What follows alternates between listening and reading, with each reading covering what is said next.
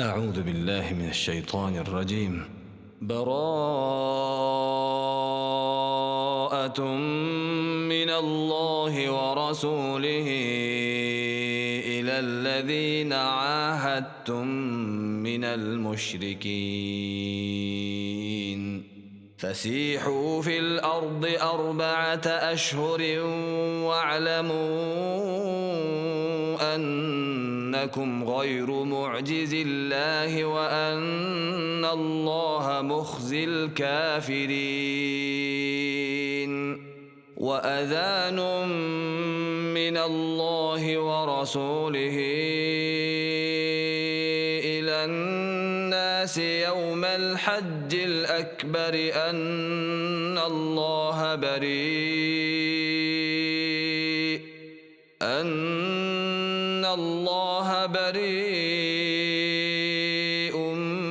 من المشركين ورسوله فإن تبتم فهو خير لكم وإن توليتم فاعلموا أنكم غير معجز الله وبشر الذين كفروا بعذاب أليم.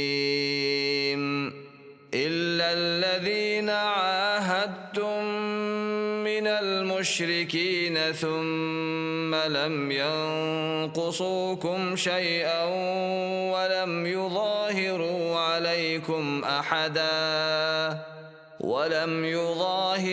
عليكم أحدا فأتموا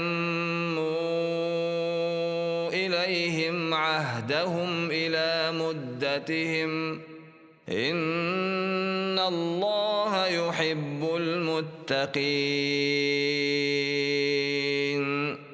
فإذا سلخ الأشهر الحرم فاقتلوا المشركين حيث وجدتموهم وخذوهم واحصروهم واقعدوا لهم كل مرصد فإن تابوا وأقاموا الصلاة وآتوا الزكاة فخلوا سبيلهم إن الله غفور رحيم. وإن أحد من المشركين استجارك فأجره حتى يسمع كلام الله ثم أبلغه مأمنه ذلك بأنهم قوم لا يعلمون. كيف يكون للمشركين عهد عند الله وعند رسوله إلا الذين عاهدتم عند المسجد الحرام فما استقاموا لكم فاستقيموا لهم إن الله يحب المتقين. كيف وإن يظهروا عليكم لا يرقبوا فيكم إلا ولا ذمة يرضونكم بأفواههم وتأبى قلوبهم وأكثرهم فاسقون. اشتروا بآيات الله ثمنا قليلا فصدوا عن سبيله إنهم ساء ما كانوا يعملون. لا يرقبون في مؤمن إلا ولا ذمة وأولئك هم المعتدون. فإن تابوا وأقاموا الصلاة وآتوا الزكاة فإخوانكم في الدين ونفصل الآيات لقوم يعلمون. وإن نكثوا أيمانهم من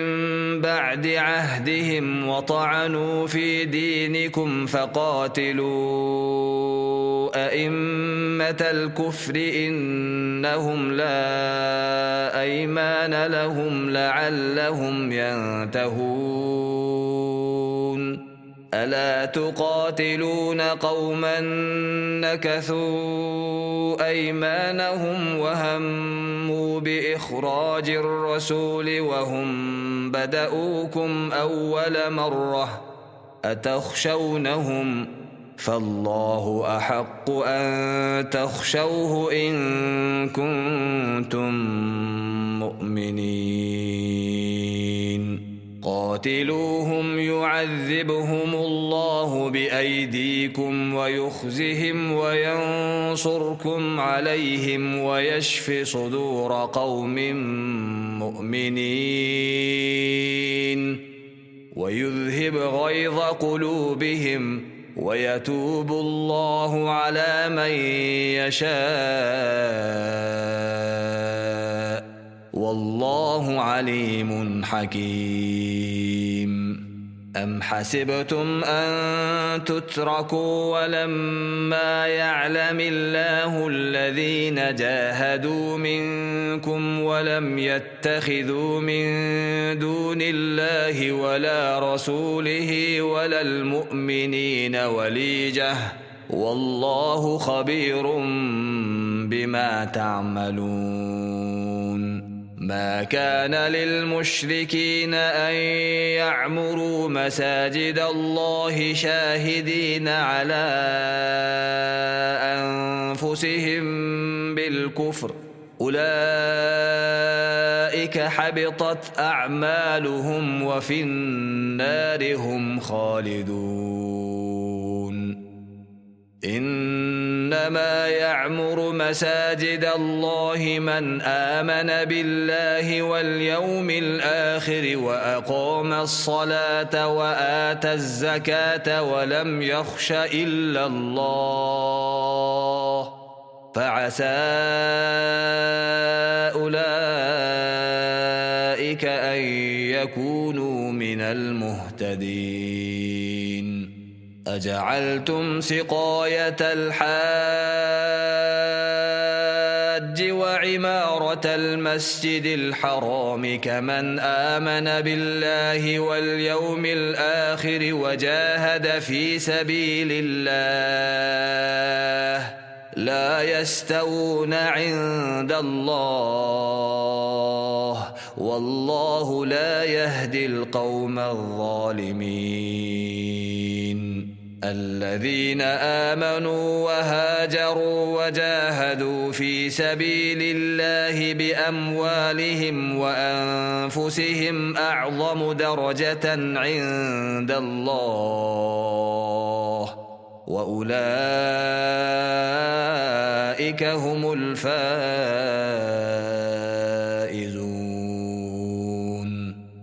يبشرهم ربهم برحمة منه ورضوان وجنات لهم فيها نعيم مقيم خالدين فيها أبدا إن الله عنده أجر عظيم يا أيها الذين آمنوا لا تتخذوا آباءكم وإخوانكم أولياء إن استحبوا الكفر على الإيمان ومن يتولهم منكم فأولئك هم الظالمون قل إن كان آباؤكم وأبناؤكم وإخوانكم وأزواجكم وعشيرتكم وأموال اقترفتموها وتجارة تخشون كسادها ومساكن ترضونها أحب إليكم من الله ورسوله وجهاد في سبيله فتربصوا حتى يأتي الله بأمره والله لا يهدي القوم الفاسقين. لقد نصركم الله في مواطن كثيرة ويوم حنين إذ أعجبتكم كثرتكم فلم تغن عنكم شيئا وضاقت عليكم الأرض بما رحبت ثم وليتم مدبرين. ثم أنزل الله سكينته على رسوله وعلى المؤمنين وأنزل جنودا لم تروها وعذب الذين كفروا وذلك جزاء الكافرين.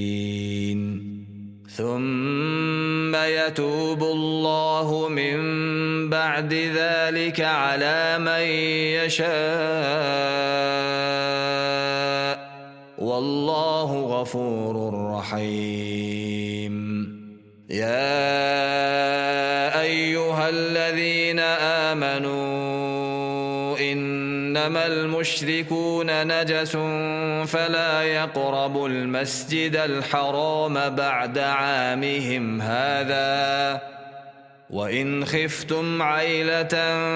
فسوف يغنيكم الله من فضله إن شاء إن الله عليم حكيم.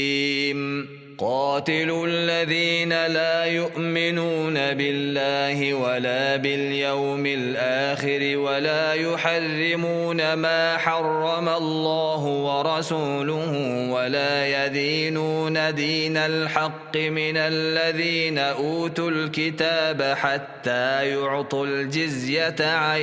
يد وهم صاغرون. وقالت اليهود عزير ابن الله وقالت النصارى المسيح ابن الله ذلك قولهم بأفواههم يضاهئون قول الذين كفروا من قبل قاتلهم الله أنى يؤفكون. اتخذوا أحبارهم ورهبانهم أربابا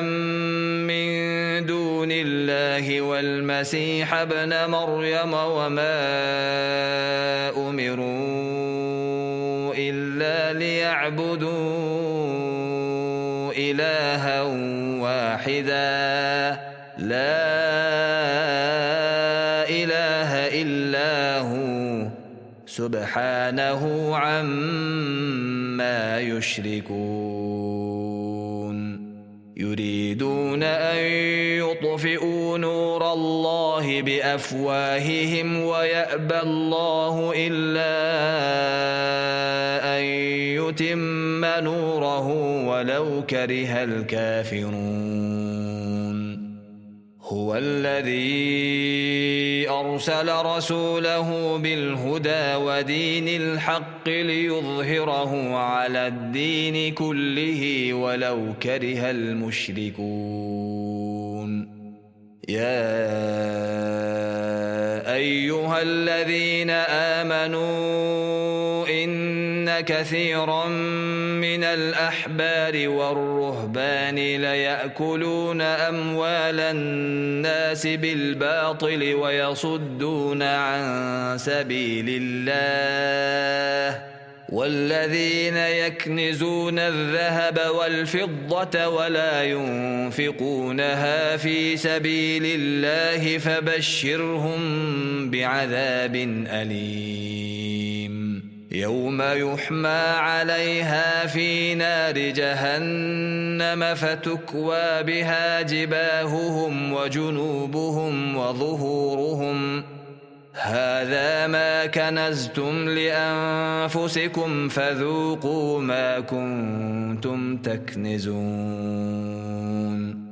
إن عدة الشهور عند الله 12 شهرا في كتاب الله يوم خلق السماوات والأرض منها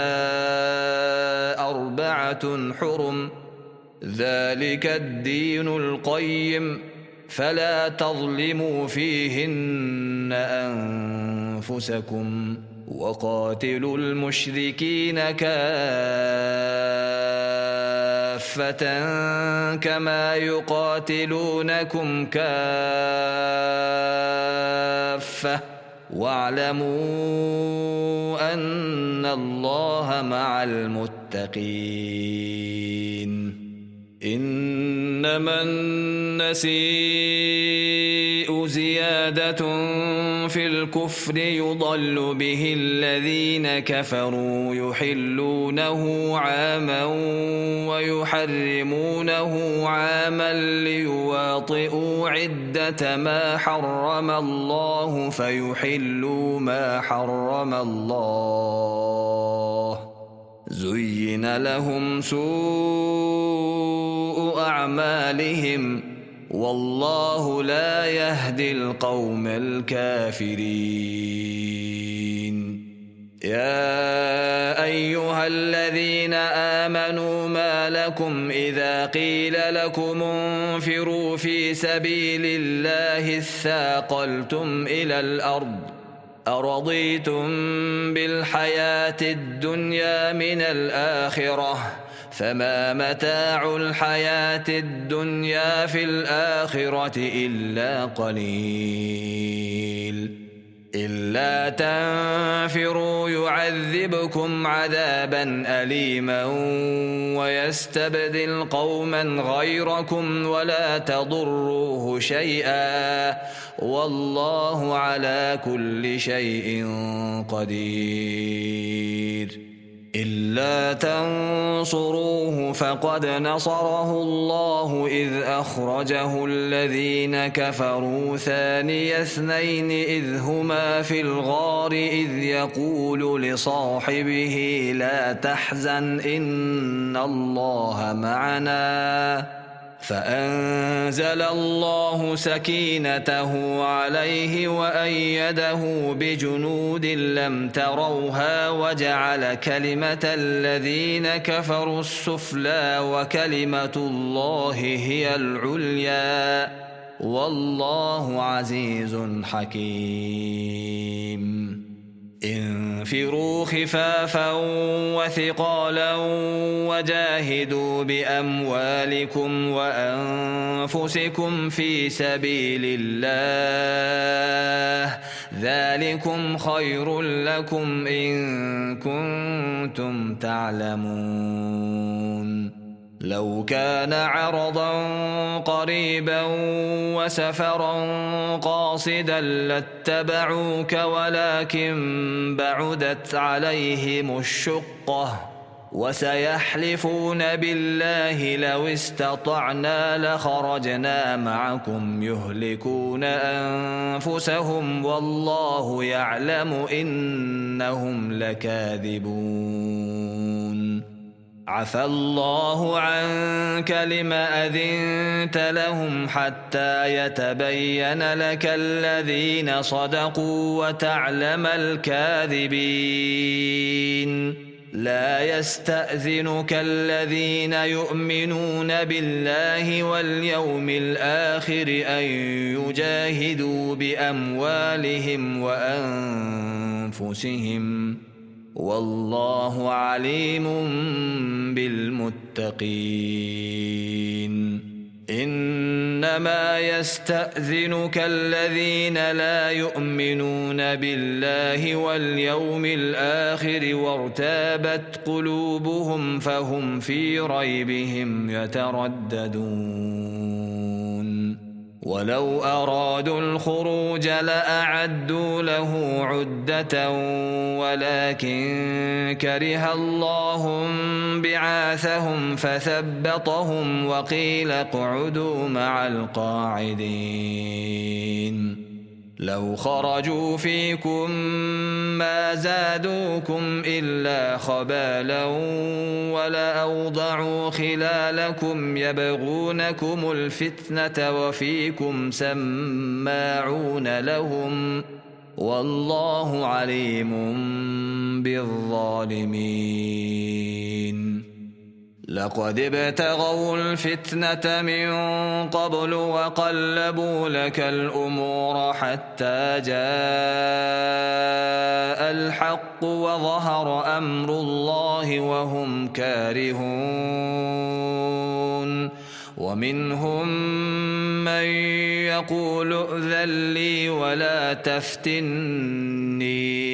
ألا في الفتنة سقطوا وإن جهنم لمحيطة بالكافرين إن تصبك حسنة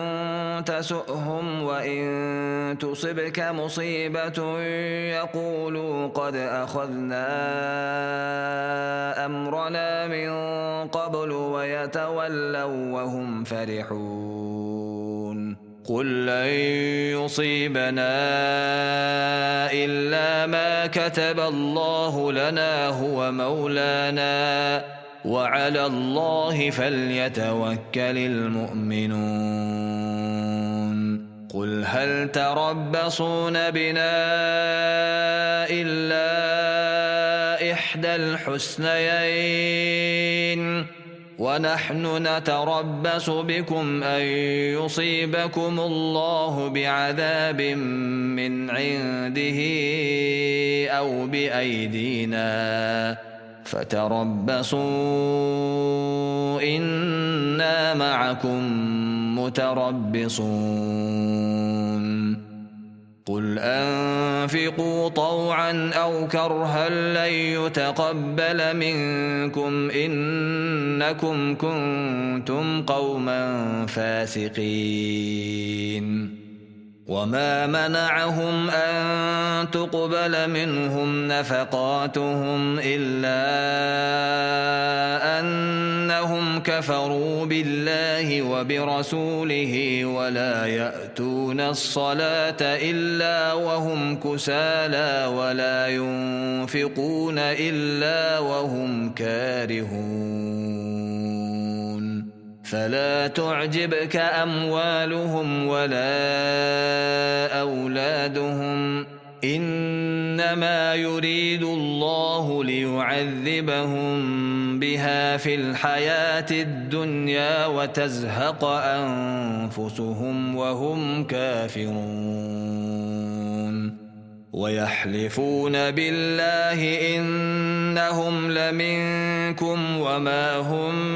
منكم ولكنهم قوم يفرقون لو يجدون ملجأ أو مغارات أو مدخلا لولوا إليه وهم يجمحون ومنهم من يلمزك في الصدقات فإن أعطوا منها رضوا وإن لم يعطوا منها إذا هم يسخطون ولو أنهم رضوا ما آتاهم الله ورسوله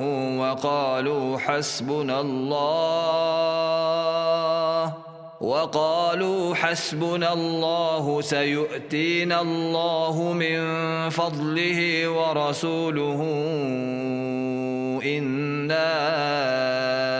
إلى الله راغبون إنما الصدقات للفقراء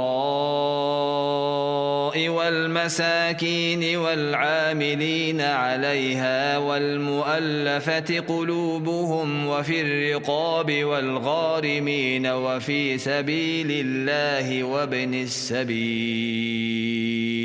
فريضة من الله والله عليم حكيم. ومنهم الذين يؤذون النبي ويقولون هو أذن قل أذن خير لكم يؤمن بالله ويؤمن للمؤمنين ورحمة للذين آمنوا منكم والذين يؤذون رسول الله لهم عذاب أليم. يحلفون بالله لكم ليرضوكم والله ورسوله أحق أن يرضوه إن كانوا مؤمنين. ألم يعلموا أنه من يحادد الله ورسوله فأن له نار جهنم خالدا فيها ذلك الخزي العظيم. يحذر المنافقون أن تنزل عليهم سورة تنبئهم بما في قلوبهم قل استهزئوا إن الله مخرج ما تحذرون. ولئن سألتهم ليقولن إنما كنا نخوض ونلعب قل أبالله وآياته ورسوله كنتم تستهزئون لا تعتذروا قد كفرتم بعد إيمانكم إن نعف عن طائفة منكم نعذب طائفة بأنهم كانوا مجرمين. المنافقون والمنافقات بعضهم من بعض يأمرون بالمنكر وينهون عن المعروف ويقبضون أيديهم نسوا الله فنسيهم إن المنافقين هم الفاسقون. وعد الله المنافقين والمنافقات والكفار نار جهنم خالدين فيها هي حسبهم ولعنهم الله ولهم عذاب مقيم. كالذين من قبلكم كانوا أشد منكم قوة وأكثر أموالا وأولادا فاستمتعوا بخلاقهم فاستمتعتم بخلاقكم كما استمتع الذين من قبلكم بخلاقهم وخضتم كالذي خاضوا أولئك حبطت أعمالهم في الدنيا والآخرة وأولئك هم الخاسرون. ألم يأتهم نبأ الذين من قبلهم قوم نوح وعاد وثمود وقوم إبراهيم وأصحاب مدين والمؤتفكات أتتهم رسلهم بالبينات فما كان الله ليظلمهم ولكن كانوا أنفسهم يظلمون. والمؤمنون والمؤمنات بعضهم أولياء بعض يأمرون بالمعروف وينهون عن المنكر ويقيمون الصلاة ويؤتون الزكاة ويطيعون الله ورسوله أولئك سيرحمهم الله إن الله عزيز حكيم. وعد الله المؤمنين والمؤمنات جنات تجري من تحتها الأنهار خالدين فيها ومساكن طيبة في جنات عدن ورضوان من الله أكبر ذلك هو الفوز العظيم. يا أيها النبي جاهد الكفار والمنافقين واغلظ عليهم ومأواهم جهنم وبئس المصير. يحلفون بالله ما قالوا ولقد قالوا كلمة الكفر وكفروا بعد إسلامهم وهموا بما لم ينالوا وما نقموا إلا أن أغناهم الله ورسوله من فضله فإن يتوبوا يك خيرا لهم وإن يتولوا يعذبهم الله عذابا أليما في الدنيا والآخرة وما لهم في الأرض من ولي ولا نصير. ومنهم من عاهد الله لئن آتانا من فضله لنصدقن ولنكونن من الصالحين. فلما آتاهم من فضله بخلوا به وتولوا وهم معرضون فأعقبهم نفاقا في قلوبهم إلى يوم يلقونه بما أخلفوا الله ما وعدوه وبما كانوا يكذبون. ألم يعلموا أن الله يعلم سرهم ونجواهم وأن الله علام الغيوب.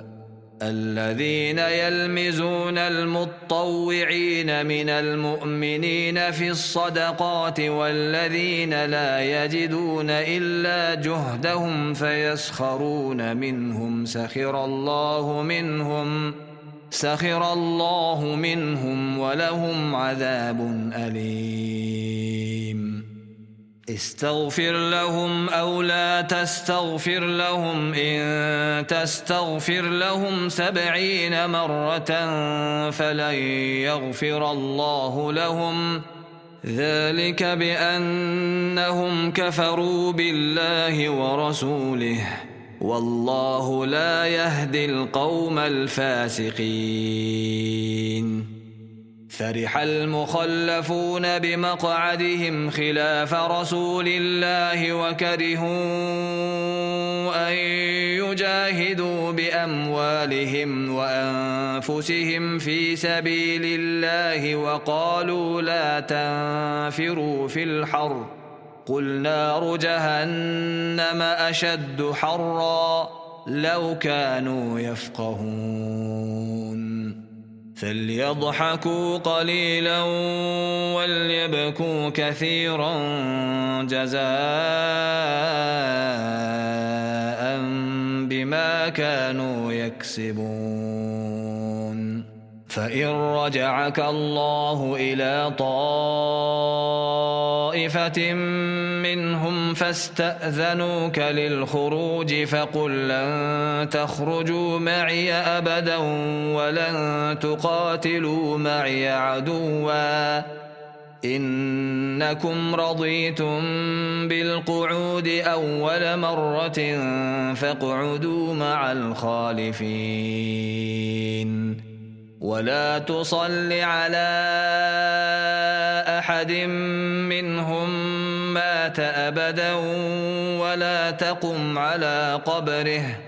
إنهم كفروا بالله ورسوله وماتوا وهم فاسقون ولا تعجبك أموالهم وأولادهم إنما يريد الله أن يعذبهم بها في الدنيا وتزهق أنفسهم وهم كافرون وإذا أنزلت سورة أن آمنوا بالله وجاهدوا مع رسوله استأذنك أولو الطول منهم وقالوا ذرنا نكن مع القاعدين رضوا بأن يكونوا مع الخوالف وطبع على قلوبهم فهم لا يفقهون لكن الرسول والذين آمنوا معه جاهدوا بأموالهم وأنفسهم وأولئك لهم الخيرات وأولئك هم المفلحون أعد الله لهم جنات تجري من تحتها الأنهار خالدين فيها ذلك الفوز العظيم وجاء المعذرون من الأعراب ليؤذن لهم وقعد الذين كذبوا الله ورسوله سيصيب الذين كفروا منهم عذاب أليم ليس على الضعفاء ولا على المرضى ولا على الذين لا يجدون ما ينفقون حرج إذا نصحوا لله ورسوله ما على المحسنين من سبيل والله غفور رحيم ولا على الذين إذا ما أتوك لتحملهم قلت لا أجد ما أحملكم عليه تولوا وأعينهم تفيض من الدمع حزنا ألا يجدوا ما ينفقون إنما السبيل على الذين يستأذنونك وهم أغنياء رضوا بأن يكونوا مع الخوالف وطبع الله على قلوبهم فهم لا يعلمون يعتذرون إليكم إذا رجعتم إليهم قل لا تعتذروا لن نؤمن لكم قد نبأنا الله من أخباركم وسيرى الله عملكم ورسوله ثم تردون إلى عالم الغيب والشهادة فينبئكم بما كنتم تعملون سيحلفون بالله لكم إذا انقلبتم إليهم لتعرضوا عنهم فأعرضوا عنهم إنهم رجس ومأواهم جهنم جزاء بما كانوا يكسبون يحلفون لكم لترضوا عنهم فإن ترضوا عنهم فإن الله لا يرضى عن القوم الفاسقين الأعراب أشد كفرا ونفاقا وأجدر ألا يعلموا حدود ما أنزل الله على رسوله والله عليم حكيم ومن الأعراب من يتخذ ما ينفق مغرما ويتربص بكم الدوائر الكبائر عليهم دائرة السوء والله سميع عليم. ومن الأعراب من يؤمن بالله واليوم الآخر ويتخذ ما ينفق قربات عند الله وصلوات الرسول ألا إنها قربة لهم سيدخلهم الله في رحمته إن الله غفور رحيم. والسابقون الأولون من المهاجرين والأنصار والذين اتبعوهم بإحسان رضي الله عنهم ورضوا عنه وأعد لهم جنات تجري تحتها الأنهار خالدين فيها أبدا ذلك الفوز العظيم. وممن حولكم من الأعراب منافقون ومن أهل المدينة مردوا على النفاق لا تعلمهم نحن نعلمهم سنعذبهم مرتين ثم يردون إلى عذاب عظيم. وآخرون اعترفوا بذنوبهم خلطوا عملا صالحا وآخر سيئا عسى الله أن يتوب عليهم إن الله غفور رحيم. خذ من أموالهم صدقة تطهرهم وتزكيهم بها وصل عليهم إن صلاتك سكن لهم والله سميع عليم. ألم يعلموا أن الله هو يقبل التوبة عن عباده ويأخذ الصدقات وأن الله هو التواب الرحيم. وقل اعملوا فسيرى الله عملكم ورسوله والمؤمنون وستردون إلى عالم الغيب والشهادة فينبئكم بما كنتم تعملون. وآخرون مرجون لأمر الله إما يعذبهم وإما يتوب عليهم والله عليم حكيم. والذين اتخذوا مسجدا ضرارا وكفرا وتفريقا بين المؤمنين وإرصادا لمن حارب الله ورسوله من قبل وليحلفن إن أردنا إلا الحسنى والله يشهد إنهم لكاذبون.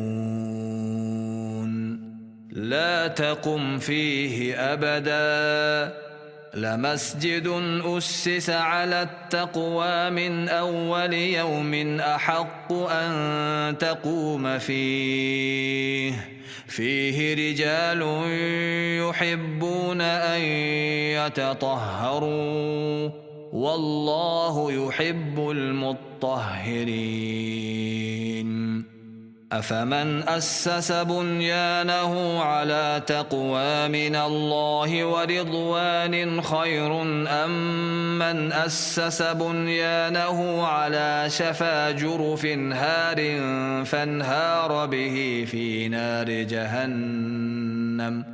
والله لا يهدي القوم الظالمين. لا يزال بنيانهم الذي بنوا ريبة في قلوبهم إلا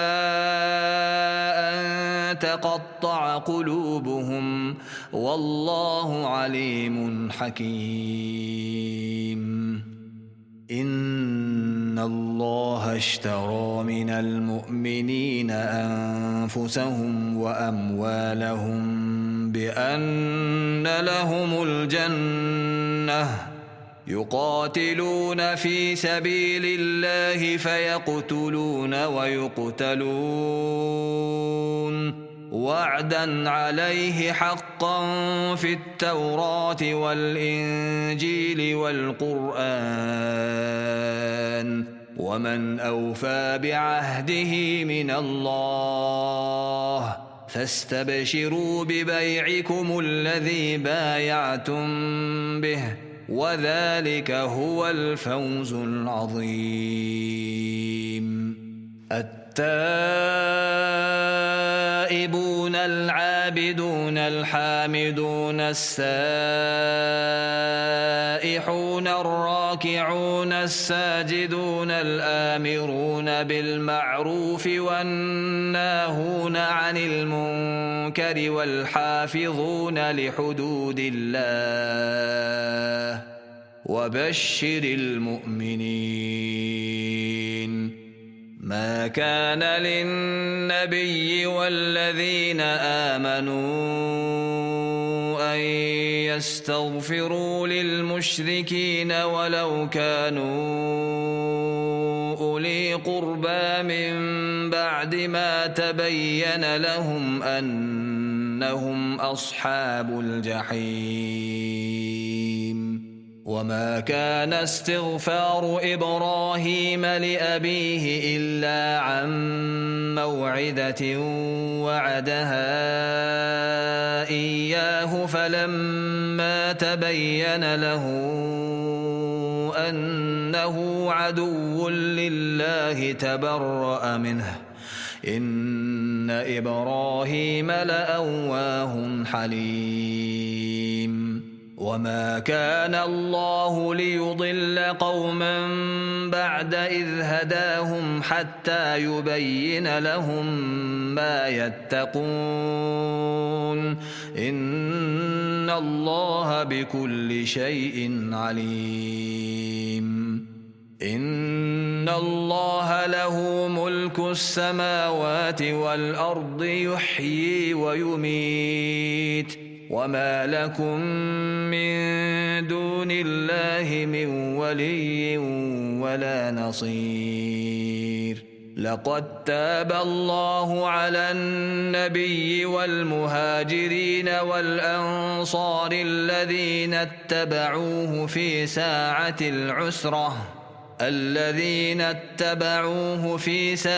العسرة من بعد ما كاد يزيغ قلوب فريق منهم ثم تاب عليهم إنه بهم رءوف رحيم. وعلى الثلاثة الذين خلفوا حتى إذا ضاقت عليهم الأرض بما رحبت وضاقت عليهم أنفسهم وظنوا أن لا